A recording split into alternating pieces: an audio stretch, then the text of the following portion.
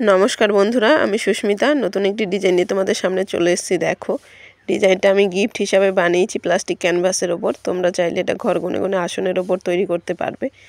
প্রথমে বর বউটা করেছি, দেখো বসে আছে। তারপরে দুই দিকে দুটো লতা করেছি।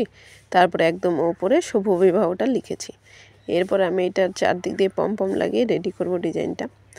তো তোমাদের বোঝার জন্য দেখো, প্রথমে লতার দিকটা আমি কাছ থেকে দেখাচ্ছি। দেখো, প্রথমে 3টে করে চারদিকে আছে, আর মাঝখানে একটা একটা করে আছে। দেখো, দিয়ে এইভাবে ফুলটা করেছি হলুদ আর গোলাপি কালার দিয়ে, আর মাঝখানে লতা পাতাটা করেছি হচ্ছে সবুজ কালারটা দিয়ে। দেখে নাও, একদম শেষ পর্যন্ত করে নিয়েছি। এরপরে এসো শুভ বিবাহ লেখাটা দেখো, এখানে একটা দুটো ঘর বাদ দিয়ে তারপরে করেছি।